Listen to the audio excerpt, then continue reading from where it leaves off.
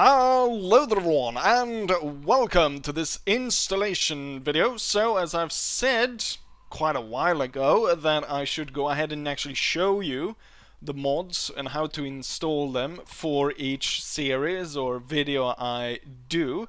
So this time around I'm actually going to do it, or I'm actually going to try and start doing that again.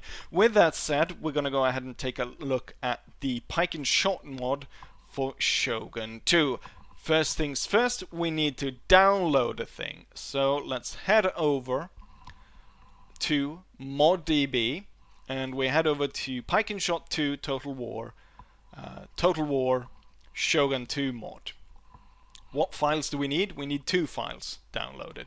We need the main file as of August 2023. These are the two files you need. So you need the Pike and Shot 2 Total War 0.4 demo and then the 0.41 patch. So you download those two and then you get them into the WinRAR, and for me I found it easier to unpack them onto desktop just because it's easier for me to show you. So you have these two files, the main one and the update, and we've unpacked those and I'm going to show you now where they go. So as you open up this, you get two folders, user script and a readme file. The readme file doesn't really say much about the installation, but it's good to read through this because you kind of understand how the mod works. It's got some quirks and so on how so it's pretty good to read through some of this at least. Or not, because who does the tutorial after all? With that, let's go ahead and take a look at where these files go. So let's start with the data file. So what we'll do, we bring up Steam, we'll bring up Shogun 2, we right click on it, we go to Manage and then down to Browser, Local Files, and then we end up here. You can also go ahead and go through the files and this PC and so on, but this way I find this is easier because say you have decided not to install it on C, you have decided to install it on another drive. This way you'll get directly to where you need to be. So now what we're going to do is we're going to just drag over the data file and overwrite if it's necessary. I've already gone ahead and brought in the files, so they're in here, right? So you just bring that over into here just as it says. Next up, let's go ahead and select the user script. So what we want to do is we want to go down here and then we want to go percentage mark and then app data and then percentage mark again, and then we end up with this folder right here, and you can go through this as well, and now you have ended up in the app data. We're going to go roaming and then we're going to go to the creative assembly. Once we're in creative assembly, you can see the other Total War mods that I've currently installed. We're going to go for Shogun 2 and then down here to scripts. And I've already moved over the user script, but you got it right here. And this is basically just so the new mod packs, they actually trigger once you start it up. This one will be triggered through the mod thing. Well, we'll show that later on. Right, so with those two done, we need to take a look at the performance boost.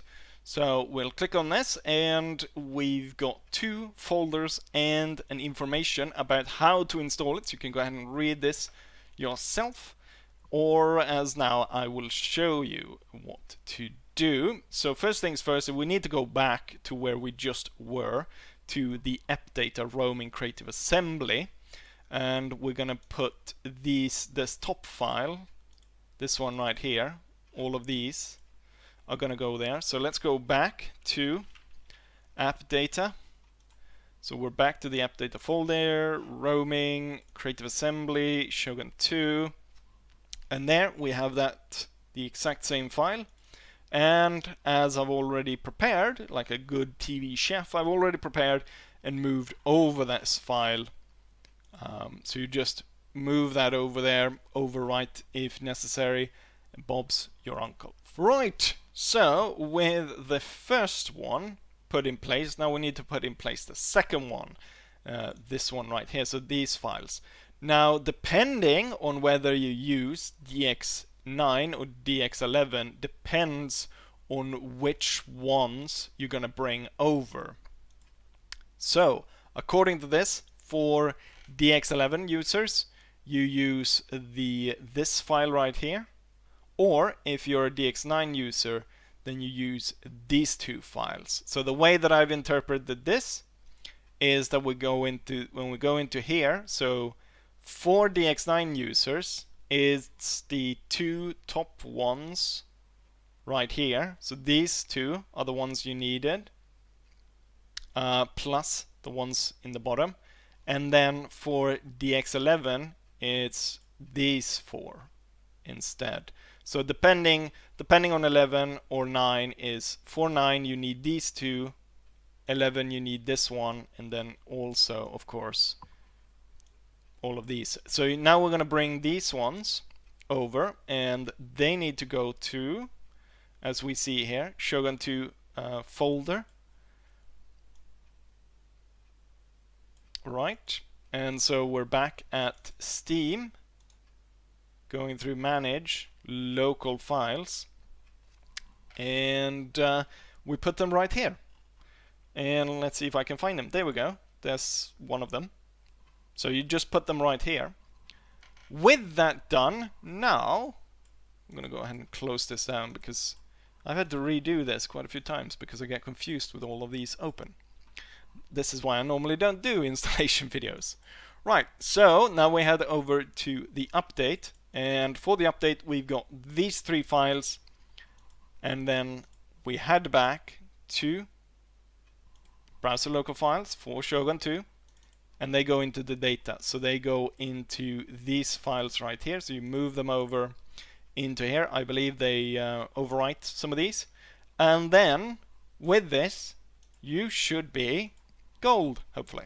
So with that said, let's go ahead and take a look at if I was successful in installing this.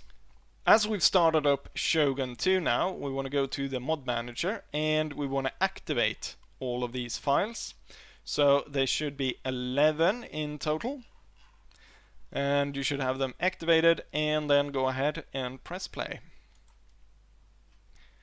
Yes. And there we go! The installation was successful. Now this mod is recommended to be played multiplayer, so make sure you get a friend to test this out with. But with that said, we're gonna end it right here, end off the video with a little bit of battle footage from the mod. But otherwise, hopefully I did it the right way, and now you know how to install this mod. And so with that said, I will say as I always say, hopefully you guys enjoyed it, and hopefully I'll see you guys for the next one. Bye.